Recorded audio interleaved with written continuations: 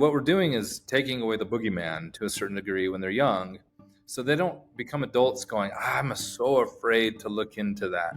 I'm so afraid to actually know the truth. That's what happens. And I know because I was in that space. I remember being at a bookstore. I'm like looking over in this section that had a bunch of polygamy books.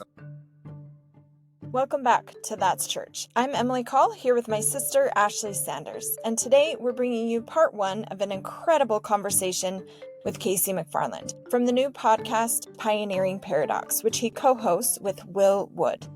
Casey is known for his thoughtful Instagram account where he holds space for conflicted Latter-day Saints of all kinds. And he does beautiful work of bridging the gap between nuanced members and more orthodox ones. In this first part, we dive into something so many of us are thinking about. How do we talk to our teens about hard topics, especially the more complicated history of the church? Casey brings wisdom, personal experience, and compassion to this conversation, and we know you'll come away feeling more grounded, open, and connected. He also leads guided tours in Italy with his wife and is currently planning a Superstition Tour with Patrick Mason. Super cool. And big news on our end, we just launched a nonprofit called That's Church. And Casey graciously agreed to serve as an executive research board member. We can't wait to share more about what's coming soon. Great things are happening. And be sure to come back for part two, where we get into Casey's beautiful experiences with interfaith learning and connection. Casey McFarland is here with us today from Pioneering Paradox, and we are so excited to delve into a discussion that bridges the generational gap. And he's here to help us understand how we can both heal internally and externally. So welcome, Casey. We are so happy to have you on. Hello, it's so good to be here. So I have been so impressed with your Instagram account. It is one of my favorite. You just have such great insight. I love it so much. And your main platform is that you are interested in helping our youth to understand and be kind of more honest and truthful with the younger generations with our church history. Which I think is so important, and I think could help to really help people to not have the struggles that they're having within the church later on or within their own faith dilemmas. Yeah, I think it is actually more of an adult issue because, we have some narratives that we kind of grew up with that have shifted a little bit because of the information age.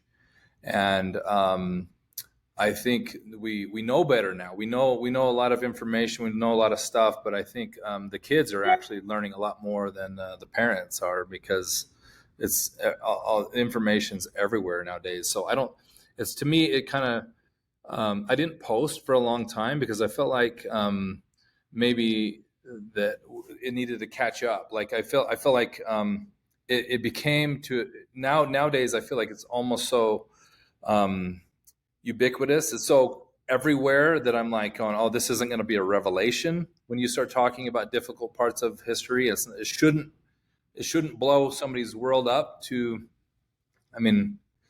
as much as it would have maybe 10, 15, 20 years ago. Mm-hmm. And so, but I do think it's very important, because I think especially with youth, young people, they value more than anything authenticity. And there's very few places and institutions that we can trust any longer. And what we're talking about here is trust, and earning trust of young people, so that they have at least one place in the world that they can go to their parents or their church leaders or the church or whatever, that can maintain some sort of integrity. And then they go, oh, I know there's one place I can go. I know my parents are going to shoot me straight, where everywhere else seems to be just one big marketing ploy or whatever it is. So I think at the root of all of this is trust. And I created Pioneering Paradox because I realized that the only way to talk about these things is to be able to show both sides to a certain degree. Like there tends to be a lot of stuff, like if you read like people who, there's a lot of podcasts that kind of show all the negative aspects of religion and the Mormonism, whatever it is. And because it kind of swung the pendulum. And then on the other side of the arena is like just telling about all the good things. Literally, like a lot of our publications have been whitewashed from history and just kind of like scrubbed clean to sterilization. And that doesn't help anybody. Like if you're just telling all the good points, I think the more interesting thing is getting into the paradox of how something can be good and bad at the same time. And when we don't do that, we set expectations we're still setting expectations historically, and in other ways that are setting up kids for failure, in my opinion. Yeah, completely agree. It makes so much sense. I just look at it and I go, I'm a photographer. This is my hat here, my photographer hat. Awesome. I've been a photographer for 20 something years. We'll get into, I own a tour company as well, which I'm going to talk about that too. But I got a commission to go do a photo shoot for the cover of a magazine at the church history building with Stephen R. Snow, who was the head of the church.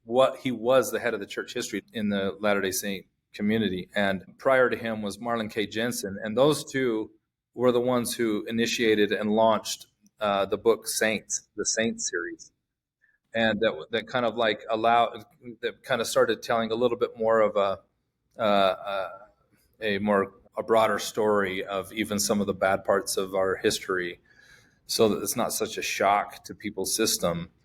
Yeah. Even that has been scrubbed a lot and went through panels and correlation departments, but it was a good start. But I had this photo shoot with Stephen R. Snow, and I told him, I said, listen, there's this concept that I had some of my own priesthood leaders telling me, look, you got to give kids, the milk before the meat. And I'm kind of saying, today kids are getting fed T-bones. Like, you don't get that choice. You don't get a choice of whether like you're going to tell the history or not. Like, it's going to be shown, even just by an innocent search online or something. If they're researching for a lesson in church, stuff is going to pop up. And he said something to me that I think is really, really important. He said, there is a huge difference between telling a kid difficult parts of history when they're 12 years old, as opposed to them finding out when they're 28 years old. And I think the reason why is because all testimony is based on history. It literally just means that you're a witness to a historical event. So if a kid like bases their testimony on an event that you find out later on, maybe it was different than what you thought, that throws people for a big loop, and they go, well, I'm questioning everything now. Yeah. Yep. I'm very much in favor of getting the story straight and like setting the record, and let's get it out and let kids choose what they want to choose, because so many of them are leaving anyway. In my opinion, we should just like at least give them the opportunity to build trust. Yes. Yeah. And like you said, it's more of a shock to the system, I think, to learn about these things later in life. And I like that you said it's more of an adult problem, because this is like the age of information, and you can get on TikTok or Instagram and see videos about it when you don't even search it. Yep. So it's, and I also think though that, I mean, some of those videos, are dramatized or, not totally factual, but I also think that when we were growing up, the term like anti-Mormon literature and stuff, like it was so like no and so taboo that like you didn't want to hear any of it. Yeah. And I think that's also changing, because I think what we've considered to be like anti-Mormon, I'm doing air quotes if you can't see me, is sometimes just history. And sometimes it's not. Sometimes it really is like, they push it too far or lie about something. But I think a lot of times this quote unquote anti-Mormon information is history, and nobody's perfect. Joseph Smith wasn't perfect. It's not, I mean, go back in the Bible, so many of the prophets were chosen because of their faults and because of their, because of them not being perfect. And so I don't know. I totally agree with what you're saying here. And I think it could help the next generation and the older generations too, to maybe heal a little faster. Because the reality of it is that people, when we set it up and we whitewash a human being, then we kind of throw out the possibility for us to kind of wrestle with some of these things. Because the truth of the matter is, yeah, Joseph Smith did some amazing things and did some things that were hurtful. And I would much rather have been a church setting where we go, let's talk about this. Let's wrestle with this idea, because we literally are still setting when we whitewash, and because the truth of the matter is most of the apologetics that's coming from the church is also not factual.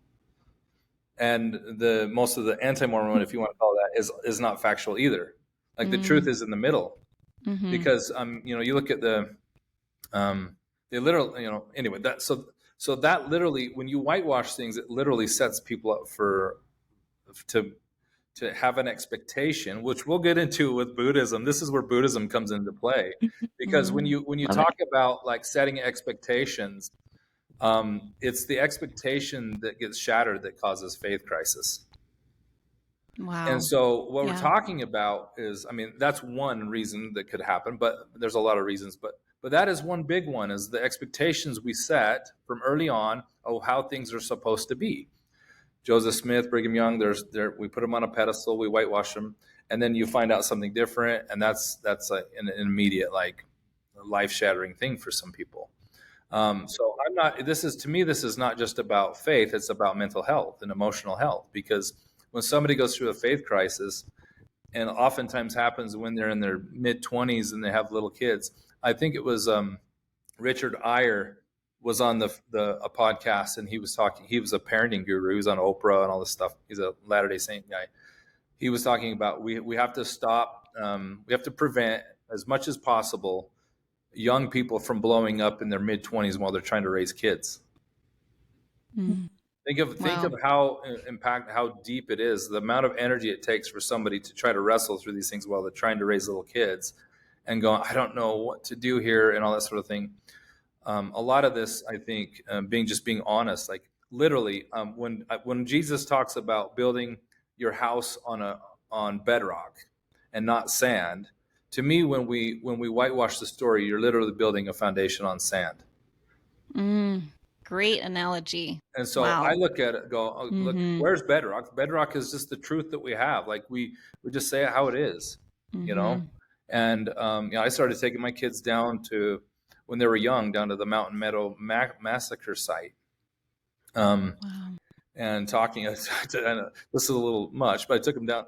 We did some service projects down in Colorado City in the polygamous areas. I'm like, these are your cousins. Around, but I'm like, let's open this up. I told them the entire history of polygamy, and we just busted up and just went, look, let's have at it. Like, but it has so much more to do with the adults being willing to have the conversations, because the kids are already having it everywhere. They're having the conversation everywhere but church and in their homes with their parents. Yeah. And that's not a kid issue. Wow. And from my perspective. Well, from firsthand experience as a mom who did have a faith crisis with little kids, I can honestly say that there were days where I would just lay on the floor and cry. And I'm so glad that I'm past that. I'm in a very great place, actually, with my spirituality, but it was hard to do while raising children. And I really admire so much that you are talking to your kids about these things. I'm trying to do the same, but it's hard. Yeah. And it's hard to know what they can handle at what age. And I'm sure we'll get into more of that as well, but I really admire you for taking them and having those conversations. And I had that realization actually watching a documentary on the FLDS church. I was like, how easy it would have been for us to have been in that church. I think that you can like draw some similarities, and it freaks me out a little. There's a lot of similarities. There are. Yeah. Yeah. No, I think it's important. I think in an information age, we're still in some ways operating the same way we were in the 90s and 2000s. And it's just not working. So it's far more interesting. The fact of the matter is, the kids like to have these conversations when they're younger. They're 12, 13, 14, 15. A lot of them, at least my kids, I'm like, let's bust this out. Let's have this conversation. Yeah. But there's a danger in like I think sometimes not also emphasizing the positive aspects. Yeah. It's really easy to I get think stuck I on think our relationship with the church is a relationship, and that. when you're married and there's an issue in your marriage and you're not honest about it, that is the most hurtful thing. Like it may be something really damaging to your marriage, but Yeah. it's so much better to say it from the beginning and not hide things. That's when the most damage happens, is when something is hidden. Because also with the church and with any relationship, I think if something is hidden, then you wonder, is this something I should be ashamed of? If they're hiding these things, is this something we should be ashamed of? Is this something they're hiding for a specific reason? Oh, that is crappy. Well, maybe, and then you your system is just like freak out, Yeah. and panic and feel betrayed. I think that's the biggest thing, is your relationship with that person or with the church then feels betrayed. And that is the worst feeling. And it's really hard to recover from that. Yeah. It's Yeah. far easier to recover.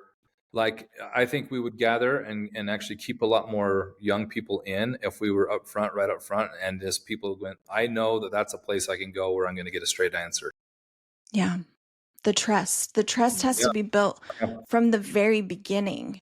And as soon as that trust is lost, it is so hard to regain Yeah. that trust. So true. And then the other thing too is kids, they get the message that I can go to this place to talk about difficult things. Mm-hmm. The message that's overwhelmingly being spread across is like, this is not a safe place for me to talk about really difficult things that I'm struggling with.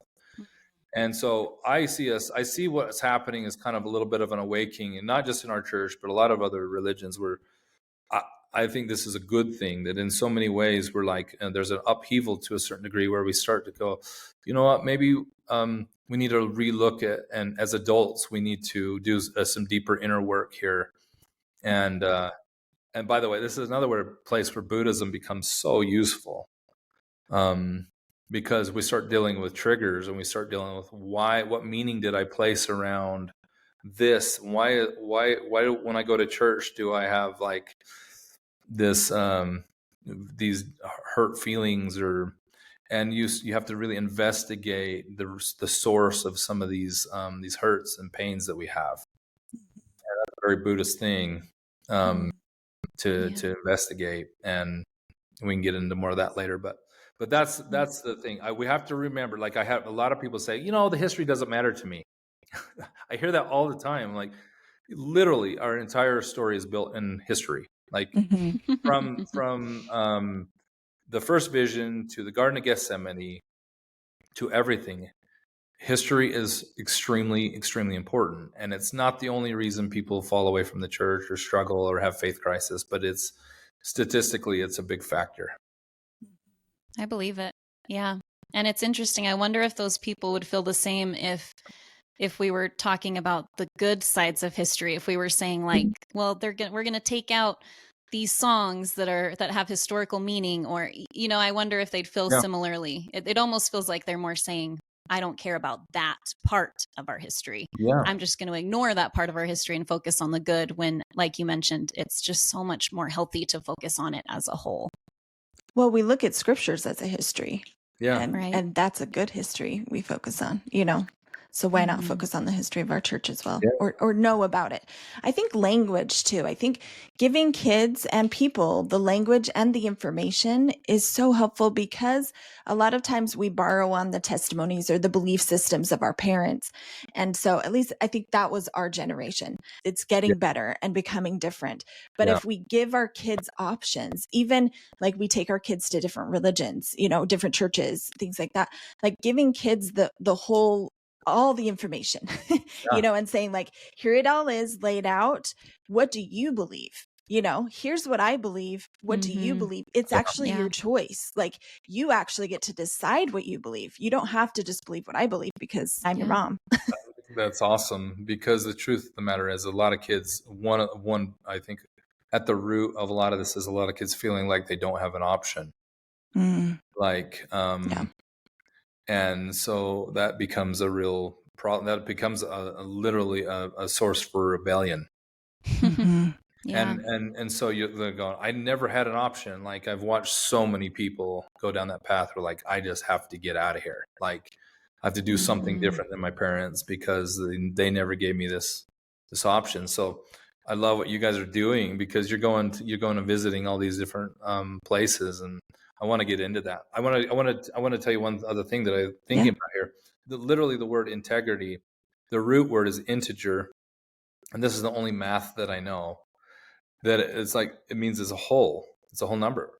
And integrity just means you're able to talk about the whole package, and I think we're out of integrity right now. And I think we have been, and we're learning to like, in bits and pieces, have more integrity around our own story. But wow. I want to say this too. Sometimes people end up, when we're not able to tell the full story, people end up a lot of times feeling crazy, because they're going, my parents are judging me and saying this, but I'm looking at this other part that's really hard to grapple with, and they don't even know that it exists, and it makes me feel crazy. Like, and so acknowledging the pain, acknowledging those difficult things actually is good for mental health and emotional health too. But that we could do, literally, we could go on days for this, because it's there's so much to be said there. But anyway.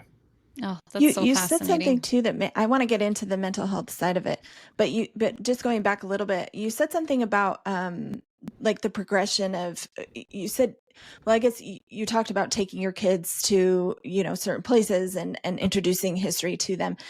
Is there like a progression that you would suggest to people? Like, don't tell your kids about this yet when they're 5. Don't, like, is there like, and maybe it's just a natural progression that parents kind of fill out on their own. Yeah. But do you have advice there? I think every kid's different, but at the same time, like, just having that open conversation is just a matter of fact. Like, hey, my daughter came home from, and by the way, being able to talk about the negative things gives you a permission slip to open up to the positive things with anybody. Yeah. It literally gives you a permission slip. If you're like on the defense with somebody who's like against the church or against religion, and you're like not willing to acknowledge the bad parts, you have zero credibility with that person. So true. So you have a permission slip. My daughter came home when she was 14. She's like, Dad, did you know Joseph Smith married like 14-year-olds or something like that? I'm like, that ain't nothing.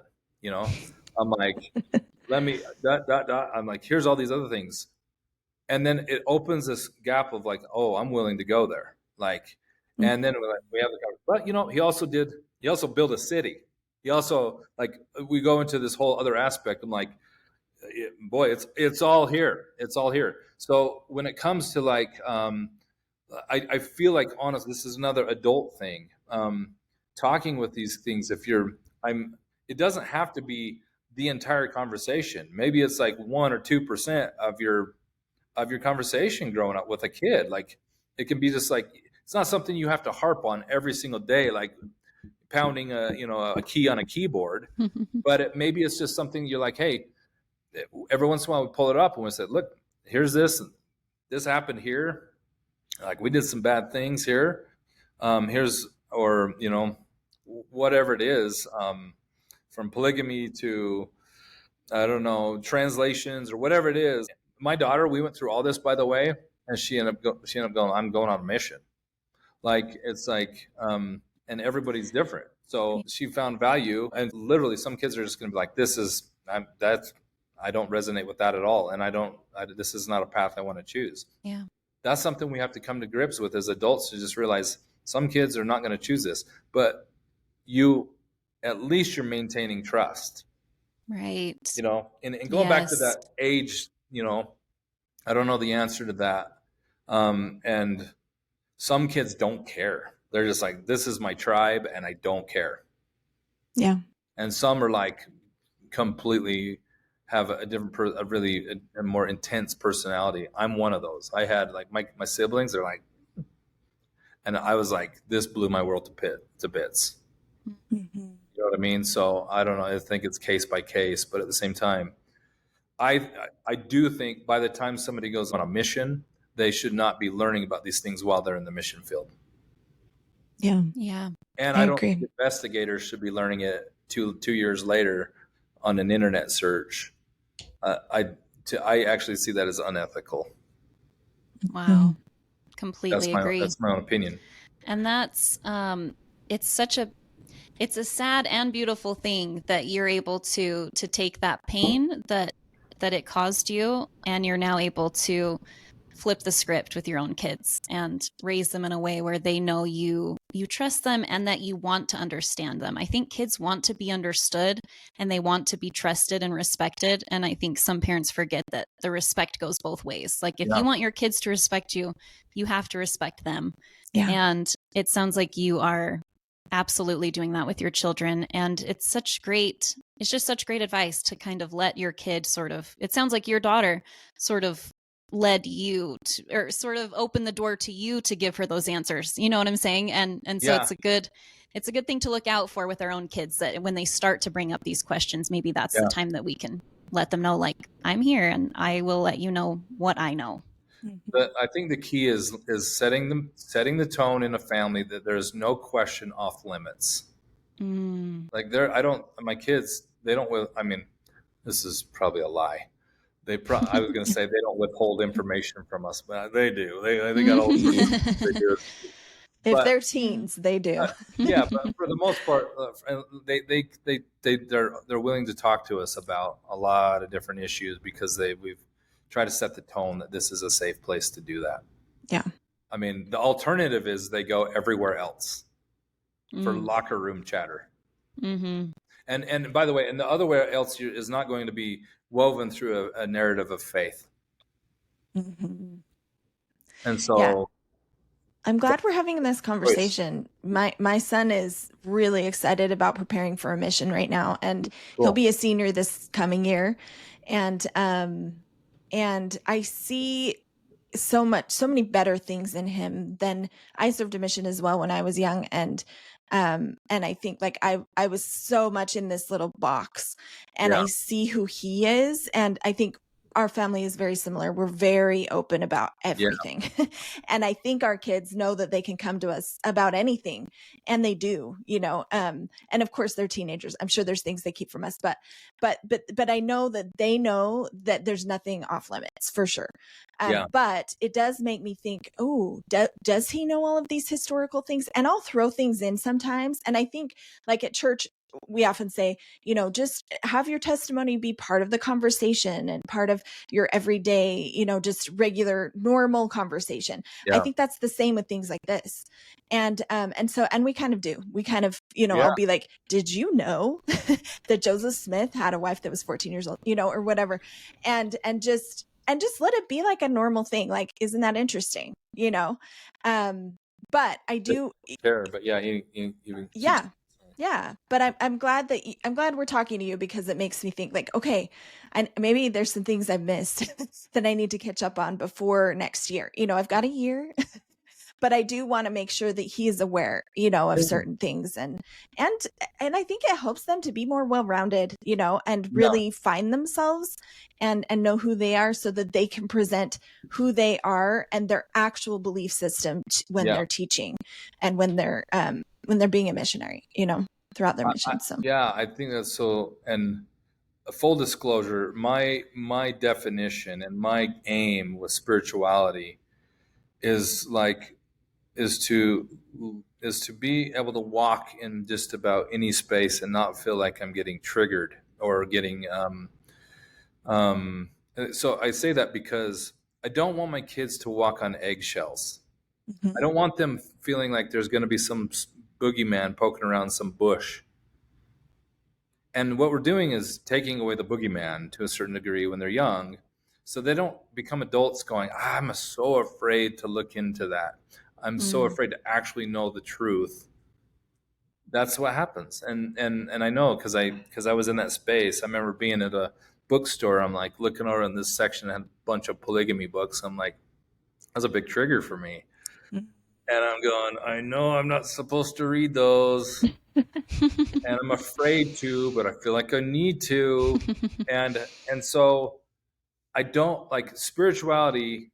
To me is like literally getting to a place where you can kind of like just be unaffected by a lot of that stuff, if that makes sense. And to be able to be into a space where somebody can have a chat with you, and you don't have to blow up or react or anything, just listen.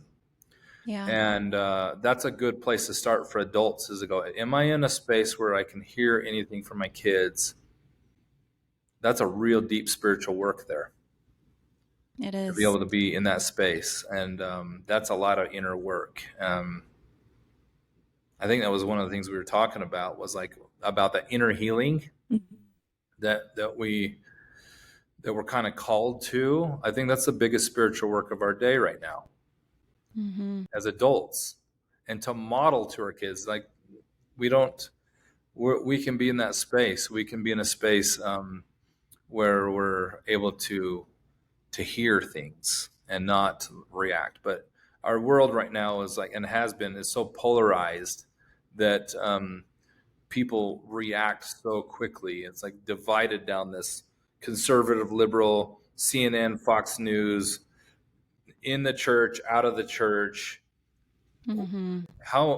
It's rare to find a space where you can go, it doesn't matter, I don't care. Like Neil A. Maxwell had a great comment where he said, if we can get to a place where we can blow away the chaff and get to the kernel of a human being or a religion or a political party, and find out what the real motivations are that are almost always good motivations, then we can start talking about people in terms of humans instead of they and others. This is so fascinating to me, all of this. Like, how much time we got? I could talk for hours, because I just I want to soak all the knowledge off you, because you're saying things that really resonate with me. And I for a long time felt like we don't owe an explanation of our spirituality to anyone. Like if we want to gift that to someone, we can. But I think this whole, like you were mentioning, defending ourselves, I am just me and my spirituality is what it is. And I don't need to defend it to anyone, because I'm that confident in it. And I allow others that same respect. I'm not going to fight you on your beliefs. If you have questions for me, that's great. We can have a conversation, but I'm not going to fight. I'm not going to try to shove anything down your throat. No. And I do think that that is a difficult thing when we are in a world where everything is so divided. I couldn't agree with you more there. When I was struggling and debating, we were planning an exit strategy to leave the church for a little while there. But I was, in my mind, I went, you know what? One thing I do not want to do is just do the turtle program, which I just moved from one shell to the next. And it's literally people what ends up happening so often is people take one extreme, I know this is true without a shadow of a doubt, to I know this is not true without a shadow of a doubt. And for a period of time there, I literally, we kind of grew up in and every religion kind of grows up in an idea that we're the puzzle piece. We are the puzzle. Like everything revolves around our religion kind of thing, right? And I literally I wanted to throw the entire puzzle out until I realized that, you know what? We actually have a really beautiful piece of the puzzle. We're not the entire puzzle, but we have a really beautiful piece to share with the world.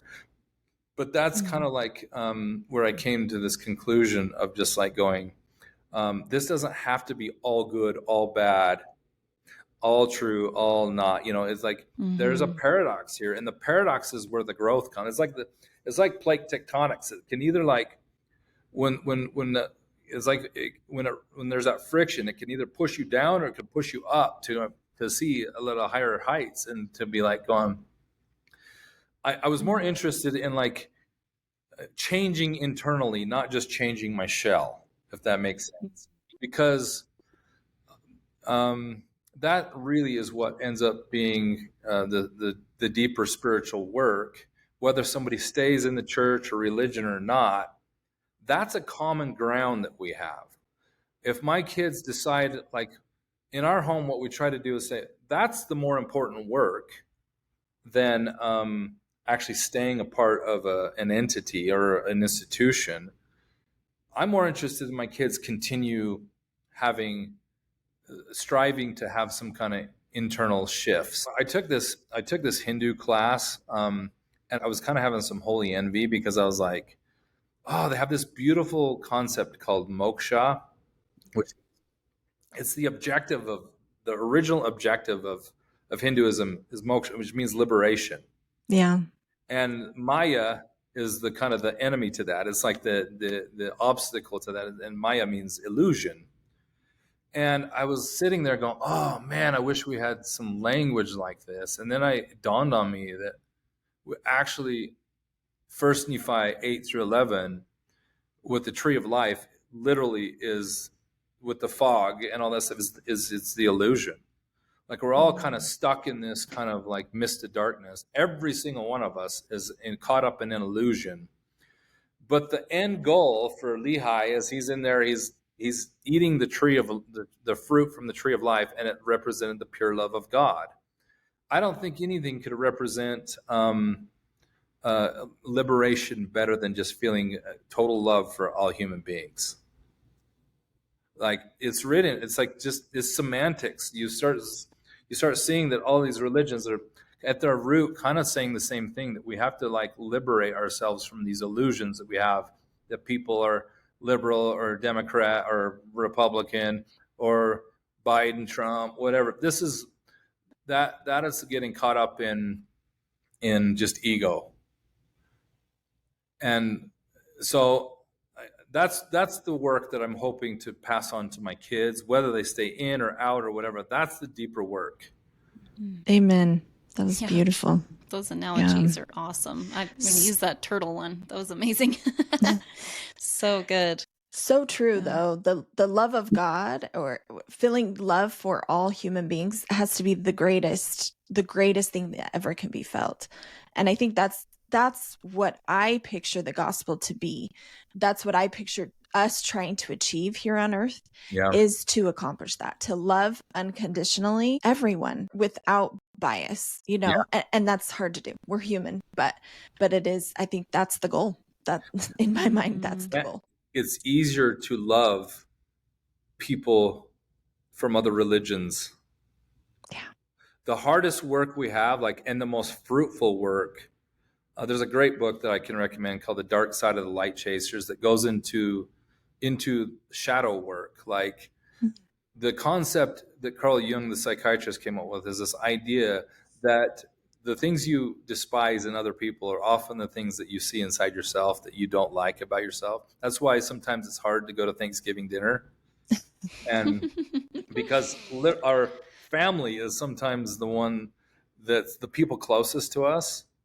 But I think the work that has to happen for people who leave the church, and I'm speaking, or people who stay in the church, either way, they have to look past and go, this is probably my most fruitful ground, rather than running away from it. Maybe that's the place we need to kind of sit with for a minute and go, why do I not like these people right now? Why are anti-Mormon people, quote unquote, like triggering me so bad? What fear are they bringing up in me? This is where Buddhism comes. I'm telling you, this is we can get into that, the Four Noble Truths, because this is all tied into the Four Noble Truths, I think. But this is, I don't know. I think this is fruitful. I think it's a starting point. I don't understand why somebody would believe this. It should be the starting point. Yeah. All right, let's follow that thread. Let's follow, why is somebody a Democrat? You dig deep enough and you go, okay, there's a reason. Something happened in their childhood, or something that like makes them feel the way they're feeling right now. Everybody has a story, anyway. Yeah. Oh, I love it. I've always loved the quote, be curious, not judgmental. If you're feeling that judgment rise up and you turn it into curiosity. And I think that's what you're saying there too. I love that. Yeah. That's great. I'm so excited about the Buddhist stuff. I can't even tell you. Yeah. Are we going there? That's a good, tell us, what are the Four Noble Truths of Buddhism? Why are they important to you? Yeah. So I think this is, first of all, I want to before I forget, I've been wanting to say this somewhere, but this to me should be a daily teaching in the MTC. If I were like, Buddhism should be like this is part of us emptying our cup and like being like, okay, it's time for us. I think we're moving into that phase as a church. I think as a church, we've been in the stage of faith of like adolescence to a certain degree. We know everything. And I think we're moving into a stage of faith now where we're going, all right, we've been exposed to a lot of other world faith wisdom traditions that maybe we can glean something from somebody else. Mm-hmm. What a beautiful notion. Like that we have the ability to like put our guard down and go, tell us, teach us. Like we have something to offer. We'd love to hear what you have to offer. Let's all move in the same direction. But Buddhism is fascinating because it really has stood the test of time, psychologically, emotionally, spiritually. Does not have to be a religious thing that could be taught to our people. Buddha didn't mean for it to be a religious thing. It was just like literally a set of tools. Like this is what I learned that helped me emotionally and mentally, spiritually be of sound mind and rid myself of some suffering.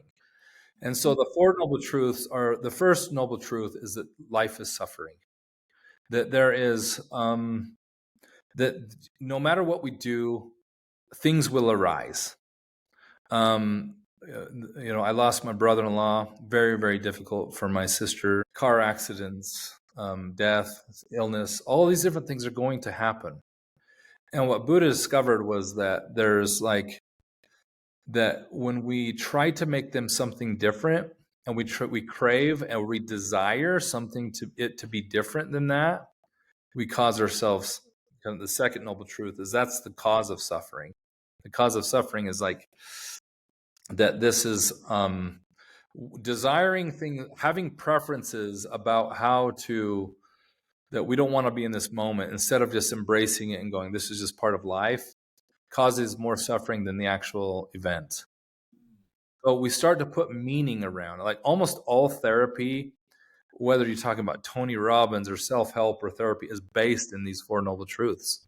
Mm-hmm. We really, there are a lot of therapies like, let's get to the root story of the story you created about this event that happened in your life. And so it's so simple. Really what it boils down to is that we either are stuck in the past or in the future, oftentimes. And Buddha was trying to say, the past is regret, and that's nothing you can do, and you're wanting the past to be different, and that's causing you suffering in the moment. Now you're thinking about what the future should be, and you have fear for the future, and that's causing you pain. So meditation became a mode to be able to be present in the moment. I think oftentimes in our Western tradition, because it's so new, Hindus and Buddhists, they've been doing this for thousands of years. We're like, hey, let's just do it because it helps people relax in school or whatever. This is a deeply spiritual practice of letting stuff that triggers us boil to the surface and just observing it and sitting with it instead of trying to push it down and pretend like these pain is not happening. It has more to do with just accepting the fact that it's happening. And so you can imagine, like, if you're in a classroom with a bunch of missionaries going out who don't really know how to cope, who don't really know how to sit down with their emotions very well. Coping is a big issue right now with kids coming home from their missions. Sit down and teach kids how to take a deep breath and meditate and get into the present moment. Quit thinking about what you did in the past. Quit thinking about what you did in the future. This is something that we do on a regular basis with my kids, try to teach them how to regulate emotions through taking a deep breath and being mindful about the situation. So honestly, if you learn nothing else from Buddhism, the Four Noble Truths are based in that concept. And the fourth noble truth actually goes into what they call the Eightfold Path, which is being compassionate and all these different things. There's a whole other thing that you can research, but that is, in a nutshell, stopping and going, why am I suffering right now? It's because I have a preference or a desire or a craving for this to be different in the moment. And this is the root of all faith crisis. Because all faith crisis is rooted in an expectation or a preference of the way it's supposed to be. And when we have God, when we discover that God is way bigger than we thought he was, that expectation is shattered, and we have moments of pain until we kind of settle into the realization that God is way bigger than we thought he was, or she. Thanks for that. I know. I was thinking I love that. Oh my gosh. That is like mic drop, all of it. Mm-hmm. So powerful. It's so basic. It's so simple. And like Yeah. literally, I think when we start understanding meditation, you're like, okay, this is just a practice. This is a practice of learning how to be in the present moment. Mm-hmm. That, imagine the problems that we solve, like, you know. Yeah. Anyway, Huge, huge. that's Buddhism. And I think what's so beautiful about Buddhism, they have is that you start to kind of study and you go, oh my gosh, there's so many things that we've done within Mormonism that Buddhism is trying to achieve. Literally just the non-attachment of like accepting a mission call for 2 years and going, I'm just putting my hands up. I'm not attached to the outcome here. Is a very Buddhist thing to do. That's true. Accepting a calling. I'm just going to accept it. I'm just going to go, and I'm going to not have attachment to the outcome here. Is a very Buddhist thing to do. Wow. There's some really interesting parallels there. Anyway. I love that. And expectation. My husband and I read a lot of like self-help and marriage books, and we have from the day we were married, just to make sure our marriage was the best that it could be. And Awesome. Expectation. It always comes back to expectation. Like if you have the expectation that he's going to be this way, you're going to be disappointed, because that's just they're their own person, and they can change and they can stay the same, and they're just going to be who they are. And if you just not lower your but just have zero expectation, then you'll be happy. Like that's it. I think a lot of times that's what it comes down to. So, and I think that's in life as well. Yeah. I mean, you can see how it goes right back to those Four Noble Truths. So much of it, you can start tracing it back and going, oh, this kind of stems from that first origin, 2,500 years ago. That's awesome. Yeah. We've talked about like inner healing, and I was going to ask you what would you tell people that are already suffering, that are already in pain through their faith crisis or faith struggles? And I think probably you already answered it, but do you have anything more than that? Like how do you focus internally and help heal yourself when you're already in it? I think therapy is a good place to start, because a therapist can help you and kind of like separate your story from reality.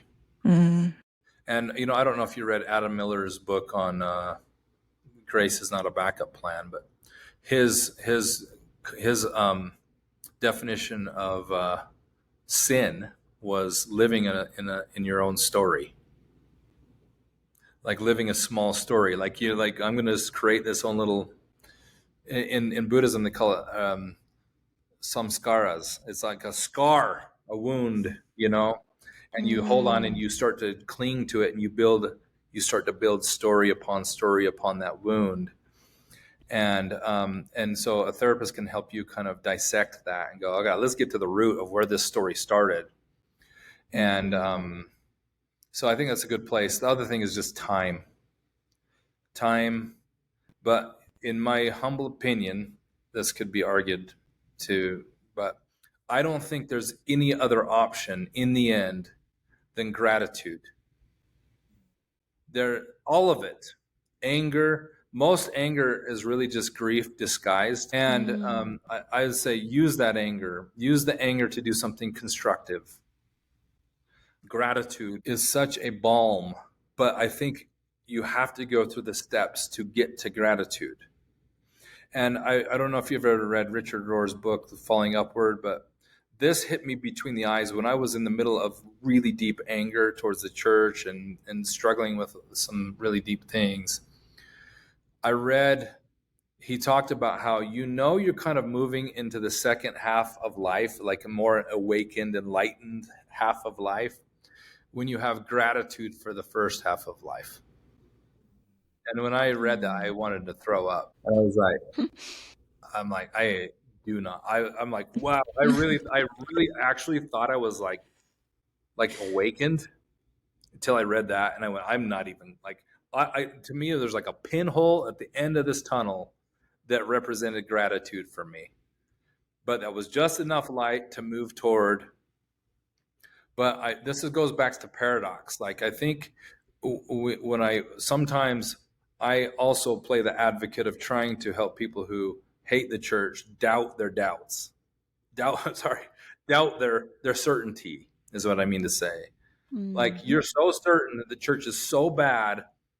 It says let's throw some doubt into that, and gratitude and learning and remembering some of the things that the gifts that were given to you by the people who sustained you, gave all their volunteer time, gave all of their paid vacation to take you snot-nosed kids on a scout camp or youth conference. You start to kind of open up to different possibilities. So I would just say, try the hat on. You don't have to keep it on. Put the hat of gratitude on and start moving in that direction.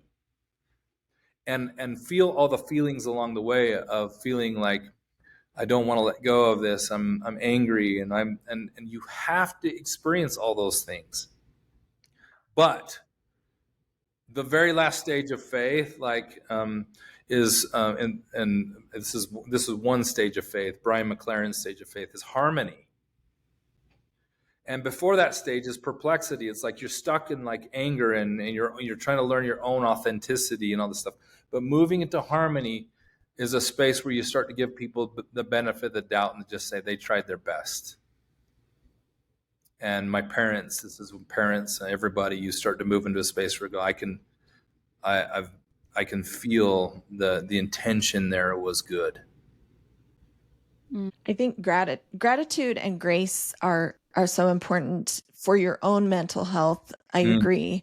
And I think also sometimes, like when we teach little kids how to pray, we say, first you tell God what you're grateful for, and then you can ask for things.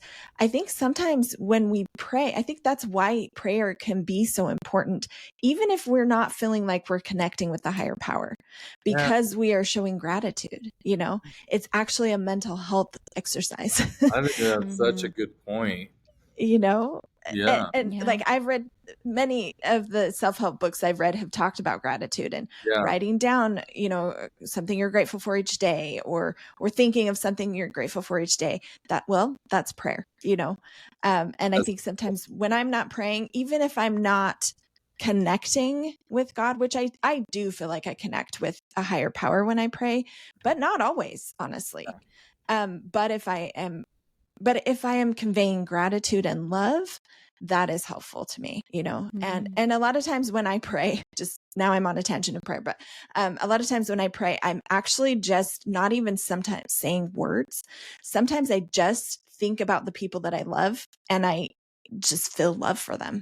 That's my prayer. or I just internalize something that's not in words, that is just kind of like going out to the people that I love. It works for me, and I think it's a form of gratitude and a form of love as well, and it's healing. Totally. I call that a montage prayer. I do those sometimes, like a movie montage, flashing. Yeah.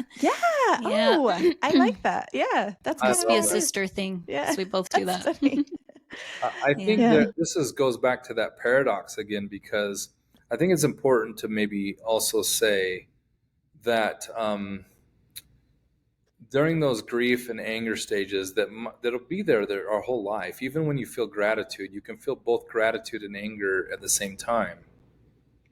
I don't think you should stop like trying to make things better just because you feel gratitude. Like, and that's something I wrestled with, because I'm going, all right, I'm moving into a space of gratitude. I don't want to say anything bad about anything. No. I think actually our prayer can also be yelling and screaming, and I think God, Heavenly Father and Heavenly Mother, actually can handle. I mean, this is kind of like they can handle our grief and our yelling and our anger towards them even. And I think there needs to be a place for that. But that's just so that's something I've wrestled with, because on one hand I'm going, I want to see change. I want to see stuff. I want to be grateful and show my gratitude, but also see change happen at the same time. And that's a wild paradox to kind of step into. But there's a lot of fruit there spiritually, I think. Completely agree. Well, if we've learned anything from Inside Out, you do need all emotions. Yeah. Show, yeah. I've never seen it, but You haven't even seen the first? I don't think I did.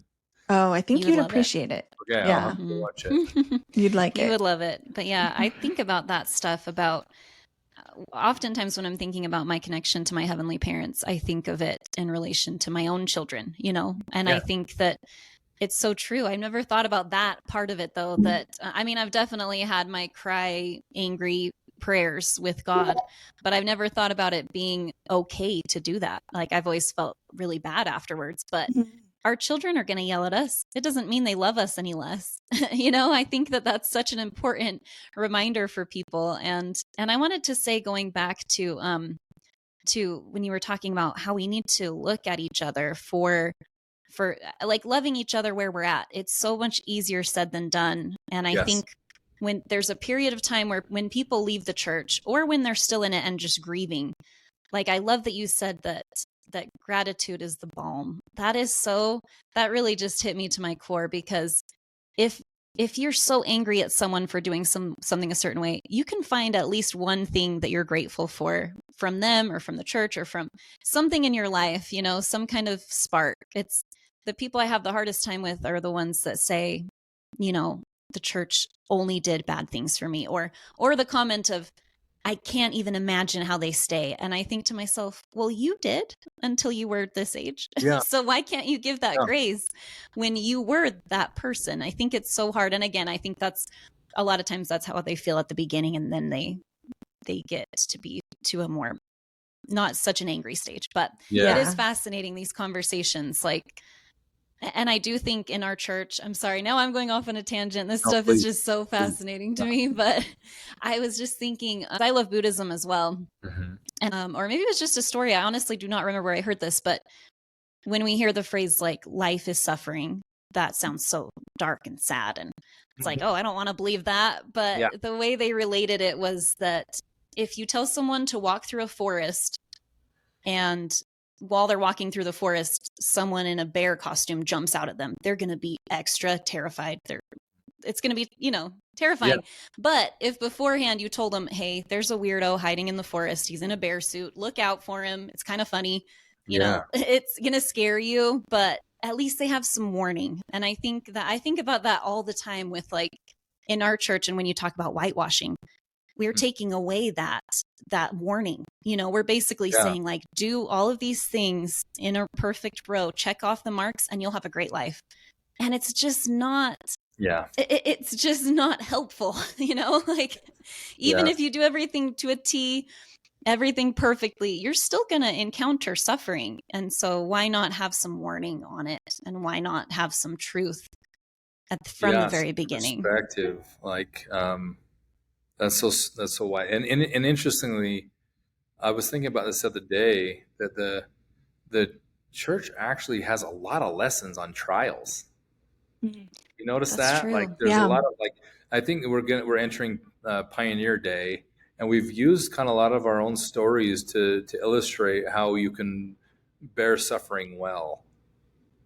I think it's an interesting part of our heritage. I think is, I don't know. It's just something to reflect on, because we did have a lot in our heritage, and it's something that kind of has buoyed us up a little bit, you know. That's true. Yeah, that's a great so point. It's kind of an interesting thought, but I'm curious for you ladies, what, because, you know, we share so many interesting, like, there are very few people who, like, I watch you go out to explore different religions, and I think that's why we were both like, oh my gosh, there's somebody else like me out there. Yeah. So true. Totally. What was the catalyst for that? Like, you go visit a lot of new, and you have people on your podcast from different religions. What's the motivation?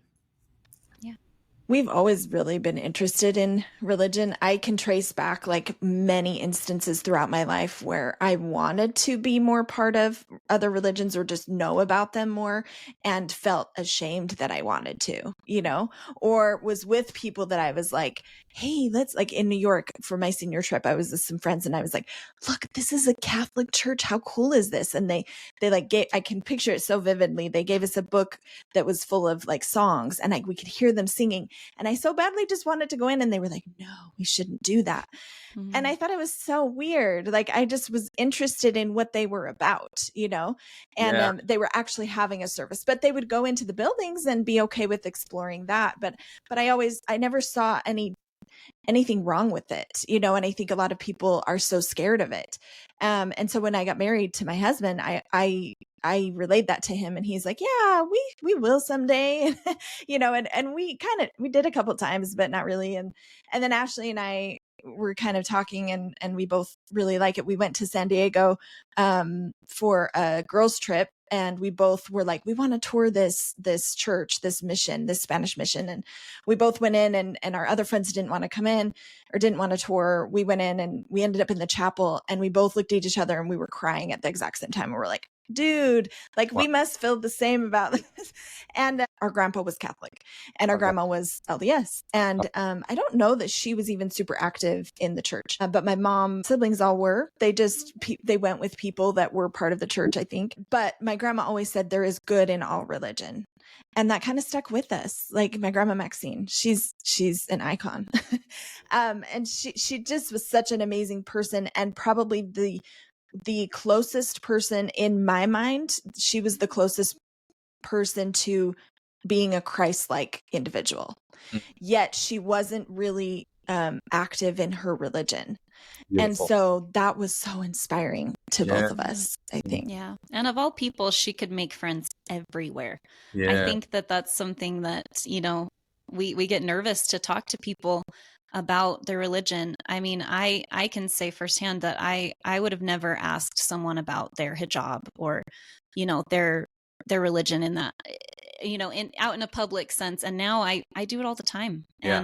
And people are never offended. It's never something that they, I think it's the fear is in us. And so, yeah, it's been really fascinating just getting to know people. I just love humans and I wish I could know every single human brain, which is why I love to learn about religion and crime docs, which I know do not go hand in hand, but it's all just very fascinating to me to see why we as humans do the things that we do. Yeah. So that's my little answer, but that was very nice of you to ask that. Thank you so much. Yeah. And I'm sorry for us talking so much. I think you nailed it though, that like we're all just so in it. And we've been calling these conversations more than interviews lately because we just have lots to say because we're so intrigued by it. So yeah. What drew you to be more interested in other religions? Thanks for listening to That's Church. That wraps up part 1 of our conversation with Casey McFarland. This episode was overflowing with insight. We seriously couldn't pick just one clip to share on Instagram because there were so many powerful one-liners and meaningful takeaways. We loved hearing Casey's thoughts on how to be more open with our teens, especially when it comes to faith, doubt, and church history. His honesty and empathy are such a gift. In part 2, we'll shift into a rich discussion about interfaith experiences, what Casey learned visiting over 50 churches with his family, how sacred texts like the Bhagavad Gita and the Quran impacted his views, and why curiosity might just be the most healing force in faith conversations. We can't wait for you to hear more about it. Follow us at That's Church Podcast on Instagram, and we'll see you soon.